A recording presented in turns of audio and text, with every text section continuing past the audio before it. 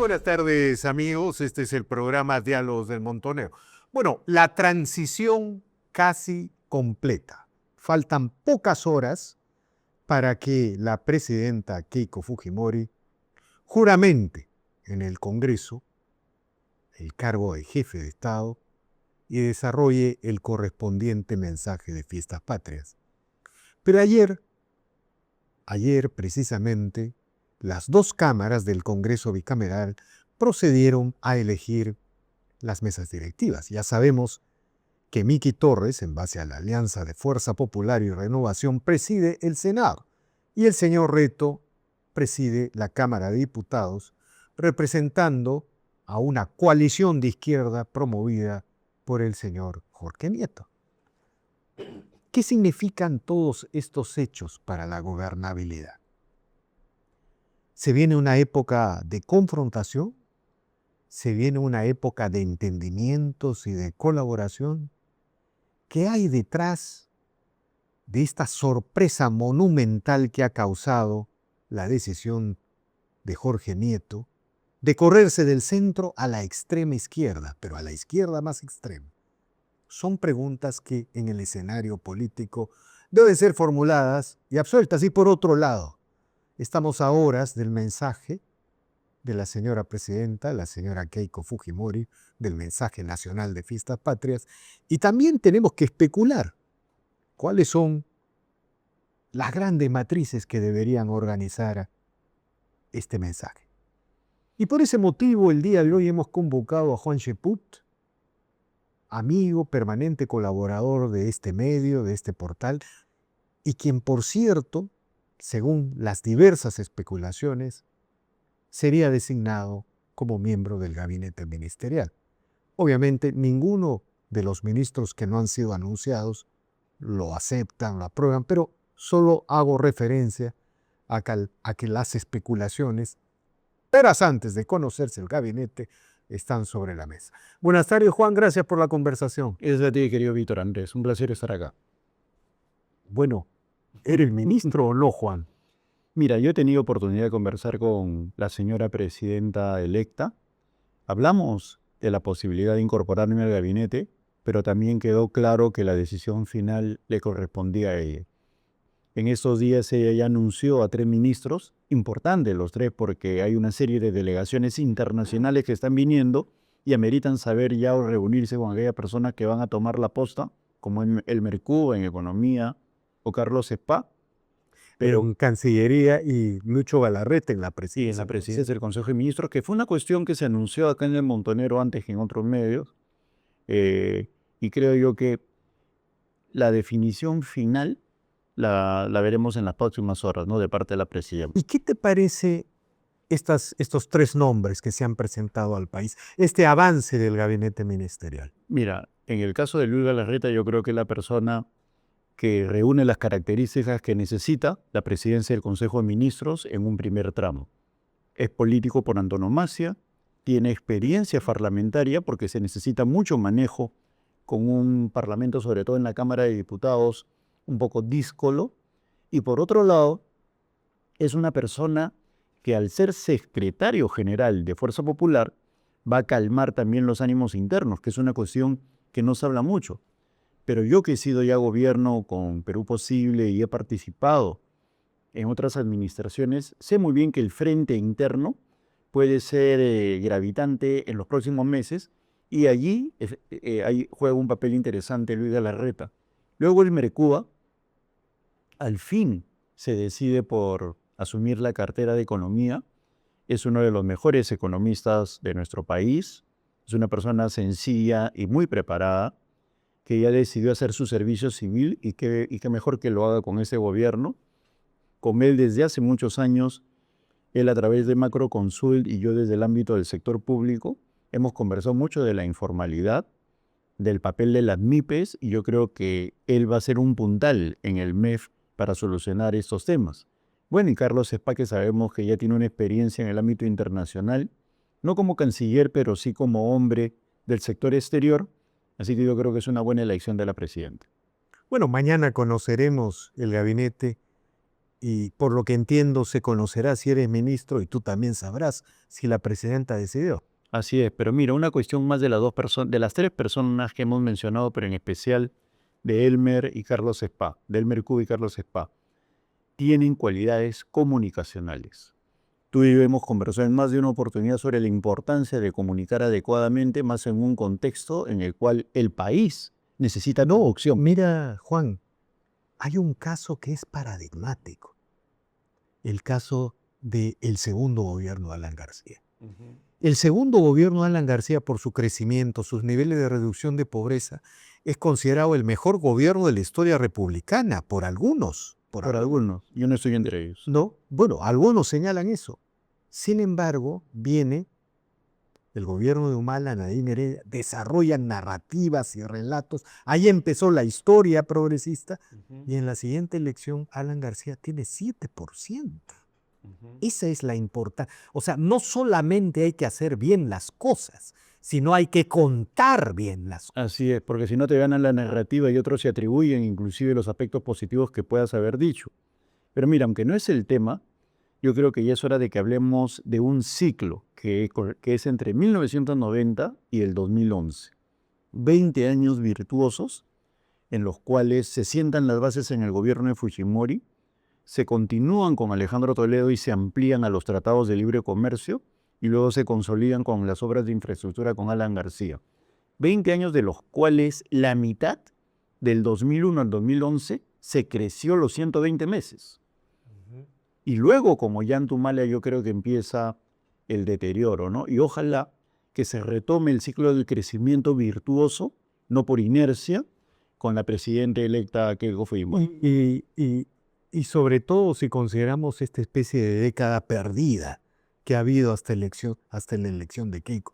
No importa quiénes son los responsables, creo que todos los sectores políticos son responsables, pero es una década de envilecimiento del espacio público, discusión, vacancia, disolución, mochazuelo, censura del presidente, pasamos a censurar presidentes, y bueno, ahora parece otro país, estamos hablando de coaliciones, de mensajes. Pero ese peligro está latente, porque yo creo que esa narrativa perversa que originó la década perdida y que hizo que nos enfrentáramos entre peruanos con calumnias, con judicialización de la crítica y de la política, hay que decirlo, se judicializa la crítica y periodística y se judicializa la política, es a partir de Ollantumala con la intronización de los caviares, con lo que se conoce como el mundo caviar o el progresismo, que se apoderan del espacio público, son hegemónicos, ¿no? Hay que decirlo, no hubo capacidad de contestarles adecuadamente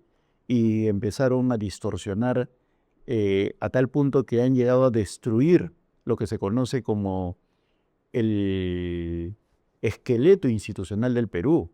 Y eso es parte del desafío de Keiko Fujimori, ¿no? Que yo creo que está empezando por lo principal, devolverle a la presidencia de la República su majestad, su gravedad, su gravitas. Efectivamente coincidimos, hermano. Sí, y digamos, se siente eso, ¿no? Pero a mí lo que me llama la atención, a pesar de este intento de Jorge Nieto de aliarse con el radicalismo extremista, luego de decirle al país que es de centro, a pesar de eso, el Perú el día de hoy está discutiendo, está hablando de conceptos que parecen de otro país. Bicameralidad, elección de las mesas directivas, oficialismo, oposición, alianzas, mensaje presidencial, en fin, es otro país, es otro humor a pesar de esos problemas. Y eso que tú has mencionado, la parte del Estado o la parte política del Estado. Y no estamos hablando de cosas que también ha mencionado la presidenta, revolución educativa, reforma laboral, mejora de la infraestructura, optimización de los servicios de salud, de educación y seguridad, de llevar al escenario político en lo que se refiere a ministerios a gente con experiencia. Es otro país. Si nosotros retrocedemos 5 años, querido Víctor, ¿cómo era el escenario hoy día? Ni siquiera tenía ministros el presidente Pedro Castillo. Acabo de recordar una entrevista que le hice a Román Sendoy y él decía, se elige Pedro Castillo y hay una fuga de capitales de 25.000 millones de dólares. Solo en la primera semana 16.000. Claro. Y luego señala, hoy que ha sido elegida Keiko Fujimori, hasta esta fecha hay en cola y en lista 100.000 millones de dólares potenciales en inversión. ¿Y qué mejor mensaje para el mundo que el primer jefe de Estado que llega al país es el emir de Qatar? No, o sea, uno de los 5 más grandes inversionistas del mundo está presente en la toma de mando de Keiko Fujimori. ¿Por qué? Porque obviamente somos un país que tiene no solamente una ubicación estratégica, sino que tiene en estos momentos atributos en el ámbito agrícola, minero. Y ahora que lo señalas, esto va a ser una transmisión de mando, una de las más importantes que han habido en los últimos tiempos por la cantidad de presidentes que van a venir. Milei, Claro, el rey de España ya se encuentra acá con el emir de Qatar, 2 miembros de la realeza del Medio Oriente y de Hispanoamérica. Y por otro lado vienen 9 presidentes, 11 jefes de Estado, que es un récord, ¿no?, en comparación a lo que ha habido últimamente. Y es que hay mucho interés. Y por otro lado, la posibilidad de que en el próximo mes se esté restableciendo las relaciones diplomáticas con México por iniciativa de ambos países. La presidenta de México, la señora Sheinbaum, ha vuelto a decir de que no hay que perder el tiempo en restablecer las relaciones. Dejemos de lado los pequeños problemas, o sea, ya está colocando en su exacta dimensión a Pedro Castillo y a Betsy Chávez, que las economías y los estados son más grandes que ese tipo de problemas. Entonces creo yo de que se augura un buen momento para el Perú, que se demuestra con ese 71% que según una encuesta reciente señala que tiene expectativas positivas y que hay que darle oportunidad a Keiko Fujimori. Sí, efectivamente, el ejercicio diario del poder que está desarrollando Keiko Fujimori está revelando un jefe de Estado, de principio a fin. O sea, uno puede criticarla, no puede estar en desacuerdo con ella, pero estamos ante un jefe de Estado que por cierto, habla inglés, que es una condición básica de cualquier jefe de Estado en el planeta el día de hoy, hablando con el presidente de Israel, hablando con presidentes o jefes de Estado del sudeste asiático, en fin. Hay una recuperación de la institución presidencial, pero... O sea, no se enorgullece, ¿no? Esa es una cuestión que es importante decirlo. ¿Y por qué? Porque como tú dices, recupera esa sensación de satisfacción cuando uno ve a su jefe de Estado desenvolviéndose con sus pares y con cosas mínimas, ¿no? O sea, sin necesidad de un traductor. Y por otro lado, planteando, mientras hay pequeños políticos que pueden ser muy altos, pero son pequeños en su dimensión. Ya sé a quién te refieres, pero te voy a preguntar eso. O sea, hablando de ahorita. No, ahorita, ya que estás hablando de las pequeñeces revestidas biológicamente de grandeza, ¿no? Muy bien dicho. ¿Cuál es tu impresión de la elección de las mesas directivas de las cámaras, ¿no? O sea, cuando yo me enteré de la alianza de Jorge Nieto, que se ha pasado durante toda la campaña hablando de que es de centro, incluso habló a favor de la flexibilidad laboral, imagínate, ¿no? Aliado con el radicalismo del Movadef Antauro Humala, no sé, mi impresión ante un político que tiene una cuotita pequeña de poder y es capaz de hacer cualquier cosa con ese poder, luego de embaucar a sus electores, me dejó una sensación de, no sé qué decirlo, pero creo que el resultado final en las cámaras no es lo que pretendía el radical. No, definitivamente, porque la Cámara que tiene la llave es la del Senado. Y cuando lo pierden, no solamente pierden el aspecto político, sino también administrativo, porque todos estos señores están detrás de lo crematístico, ¿no? El sueldito, la consultoría, ese tipo de cosas. Son muy pequeños desde ese punto de vista, ¿no? Pero la verdad es que a mí me han sorprendido varias cosas. La primera, que Jorge durante toda la campaña mencionaba que con el Movadef ni a la esquina. Jorge Nieto, Que en el caso de Pedro Sánchez, que era una persona que no merecía mayor confianza. Roberto Sánchez, porque estaba rodeado de Antauro Humala y del Movadef. No, hay declaraciones enfáticas diciendo, de ninguna manera yo voy para acá. Luego se reclamaba de centro en todo momento. Y por otro lado, no te olvides que llamó al voto en blanco viciado porque él no estaba ni con Roberto Sánchez ni con Keiko Fujimori. Y sin embargo ahora se le ve campante al lado de Ricardo Belmos, de Roberto Sánchez y de Alfonso López Chao. O sea, es la contradicción permanente. Pero es una persona que no tiene una consistencia en su palabra. Y eso se transmite ¿en qué? En el desconcierto de sus bancadas, que en estos momentos tranquilamente pueden haber votado porque lo ha dicho la coalición. Claro, lo que ha sucedido en esta votación es que los líderes de la segunda vuelta todavía siguen siendo los líderes de la segunda vuelta. El día de hoy sucedió algo muy curioso con Roberto Sánchez. Fue al Congreso, quiso entrar a las cámaras y no lo dejaron entrar. Le dijeron, señor, usted es un simple mortal. Entonces, ¿se ha sentido la presencia de los líderes de la segunda vuelta en esta negociación? No, pero ayer, esa es inexperiencia de los parlamentarios, ¿no? Ayer este señor en los pasos perdidos ha dado declaraciones, él no es parlamentario. Mira, yo he sido ministro de Estado, ¿ya? Y cuando he salido del Congreso, me decían, declaraciones, ingeniero, o declaraciones, señor ministro. Un momentito, hay que salir del Congreso. Bajaba la escalera y afuera, en la calle, frente a la Plaza Bolívar, declaraciones. Porque el Congreso es de los parlamentarios, de los congresistas. El protocolo señala que en los pasos perdidos Pasó sobre deberes y diputados ahora, solo los congresistas. Y este señor da declaraciones como, bueno, sale en la foto. no estaban en la Escalera, escalera. pregunta. Mira las personas que han visitado el Congreso después de haber sido parlamentarios. Alan García, Alejandro Toledo, Luis Bedoya Reyes. ¿Tú recuerdas alguno de ellos dando declaraciones en los pasos perdidos? No. O sea, son líderes y se van.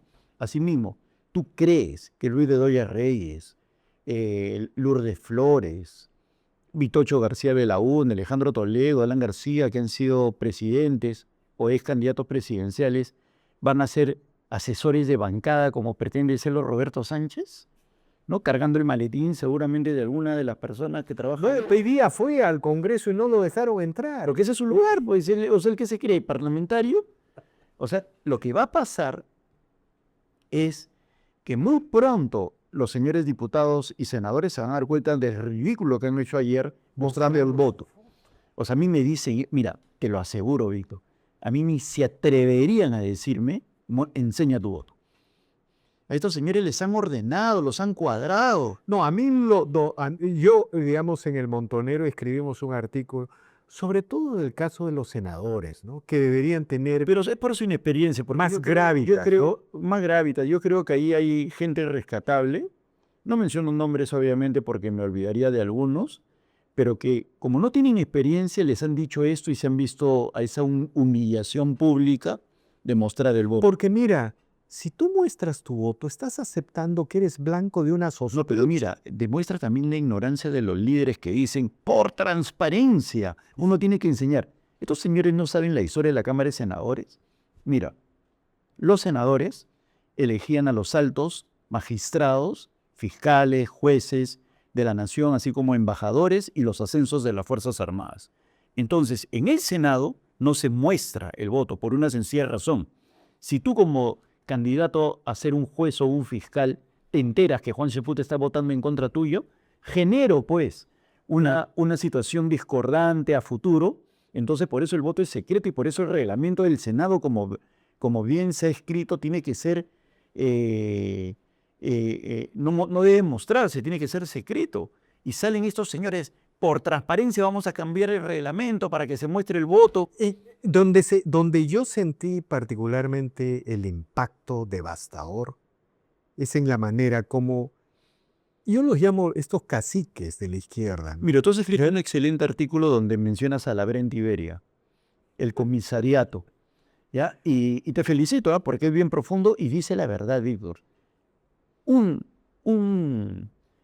Una institución como el Senado y como la Cámara de Diputados también puede estar sujeta a comisarios políticos, pues, tan simple como eso. Pero además el representante, la democracia representativa, no acepte el mandato imperativo. Esa es la condición de la democracia representativa. Si no, no sería representativa, sería una democracia. Claro, y tú tienes un Jairito Sánchez amenazando con desaforarte, ¿no? A una señora sin siquiera haberla investigado. Dios es tan grande que ha impedido que este individuo llegue a ser presidente. No, y hoy día no ha podido entrar al Congreso. Luego de haber amenazado a sus senadores con el pulsar, no pudo entrar al Congreso. Así es, me parece muy bien. Así tiene que Es ser. como, ese es karma, no sé, el castigo divino. No, pero mira, él no se da cuenta. Yo he sido parlamentario y sé mi papel. Sé que el titular del poder está en el Parlamento. Cuando he ido yo a visitarlo, le doy su lugar a los señores congresistas. Hoy le daré su lugar a los diputados y senadores. Este señor que se cree, quiere mangonearlos. O sea, ni siquiera una respeto lo pudieron. En el caso de Nieto, quizá habría que empezar a tener una explicación. Nunca he visto un político con esa sinuosidad, ¿no? O sea, con esa capacidad camaleónica de cambiar en días, en semanas. O sea, Con cinismo, ¿no? y pero además intentando racionalizar su pequeñez con discursos de grandeza, de república, de democracia, de equilibrio de poderes y ese tipo de cosas. Mira, yo he recordado un paper que él escribió, Bueno, a su vez inspirado en Cuando- Linz y en una serie de politólogos españoles, donde él habla de las crisis de gobernabilidad en América Latina, los poderes fácticos contra los poderes constituidos. Y habla allí que cuando las cámaras están en poder de la oposición, se genera, pues es el germen de las crisis de gobernabilidad. O sea, él hasta ha escrito de eso. Y todo eso lo ha olvidado. O sea, me parece realmente impresionante. Es una persona que no tiene bandera, vamos a decir que no tiene bandera, no tiene ruta. Él es una persona cuya sentencia es el poder por el poder. Puede estar con Marx, con Abimael Guzmán y con Churchill de acuerdo a las circunstancias, ¿no? Algo así, quizá ese sea el gran resumen. Y por lo tanto, los políticos, los empresarios y los ciudadanos tienen que saber quién es él. Creo que él ya se desdibujó. Y aún más, me permito señalar que sus bancadas se van a fraccionar, que ya se dieron cuenta que no es un líder. ¿Tú crees que este señor quería crear una crisis de gobernabilidad para adelantar las elecciones y volver a ser candidato porque algo así como que el 2031 siente que va a estar un poco avanzado de edad? Sí, puede ser, y no solamente él, es un escenario totalmente factible que involucra a gente de la derecha y de la izquierda. Claro, puede haber ese tipo De escenario que no se debe descartar.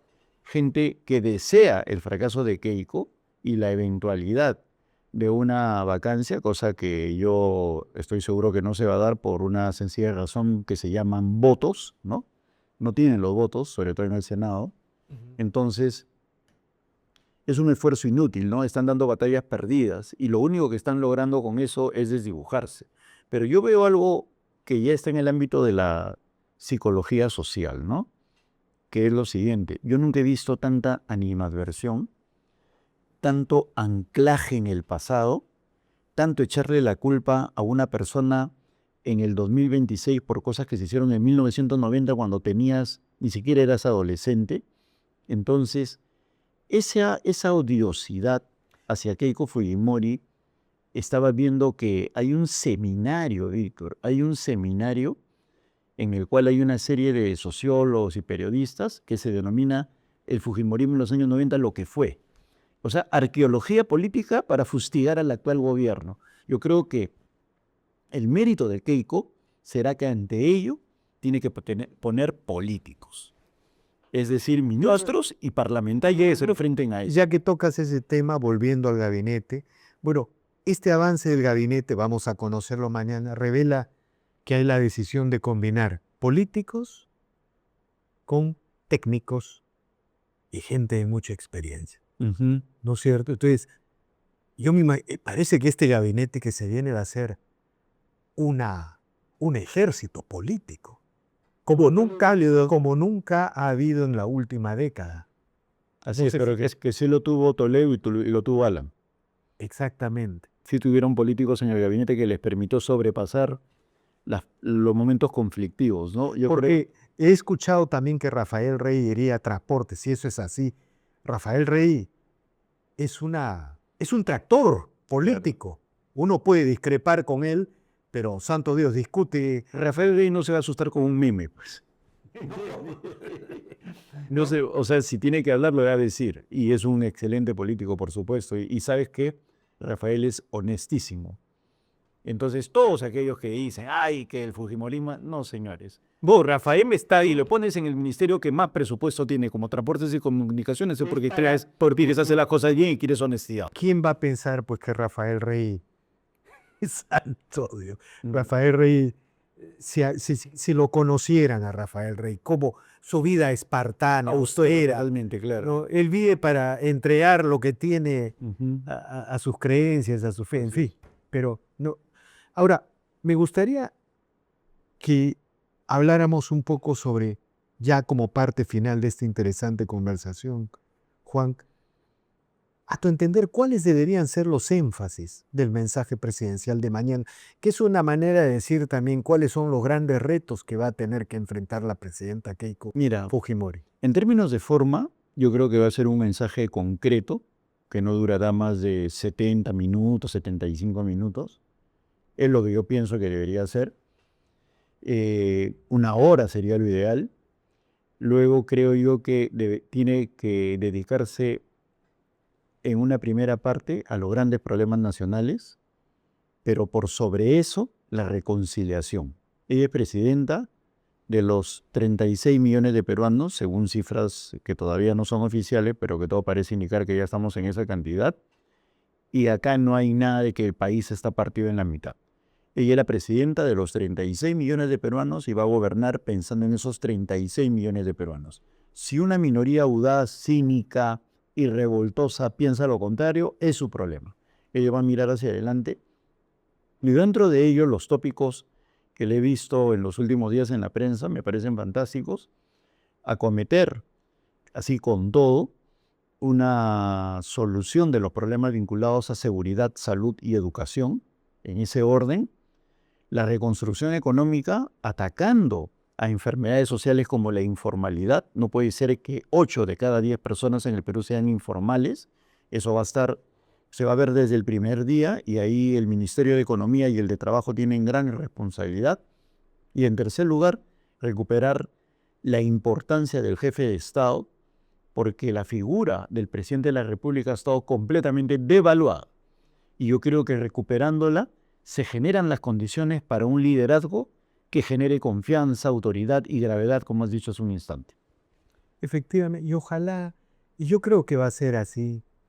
Bueno, ojalá que Rafael Rey vaya a transportes, porque tú has dicho algo clave, ¿no? Tú pones a Rafael Rey en transportes es porque quieres desarrollar una de las luchas anticorrupciones más feroz. Como el Ya que- que más presupuesto tiene, Claro. que el sector que más presupuesto tiene. Entonces, ojalá que el 2031 no solamente la presidenta Keiko Fujimori haga un buen gobierno, no solamente que se termine esta guerra civil sin balas entre antifujimoristas y fujimoristas, sino que la presidenta sea un activo nacional del país. Este país no tiene expresidentes Claro. a los cuales recurrir, a los cuales consultar, como sucede en cualquier democracia. Por Como supuesto. periodo final. Y necesitamos, me quedo con lo que acabas de decir, el Perú necesita construir ese capital social que te permita, cuando existe un problema o un momento de algarabía o de tristeza, a quién mirar.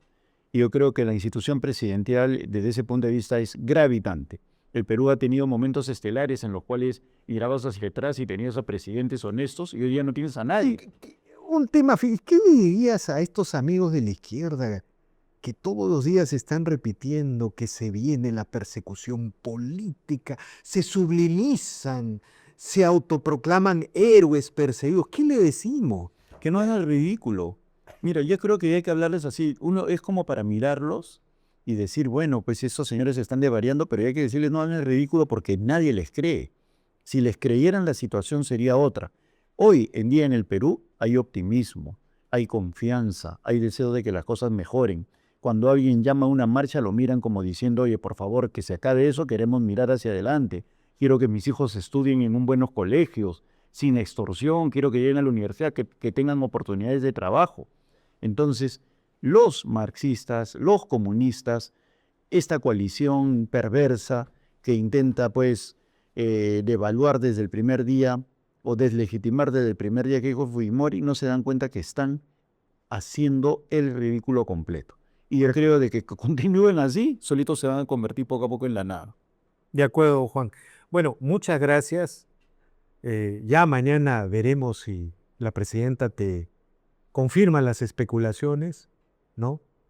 En todo caso, el Perú está bien enrumbado y seguiremos conversando como siempre. Será un placer. Será un placer y sea o no ministro de Estado, según lo que decía la presidenta, estoy muy agradecido con esta casa El Montonero, que me ha permitido en más de una oportunidad poder decir mi opinión. Muchísimas gracias. No, gracias a ti, Juan. Muchas gracias. Bien, amigos, esta ha sido una nueva edición de Diálogos del Montonero. No olvide, suscríbase al canal, deje su comentario. Así este proyecto avanza y se consolida. Muchas gracias.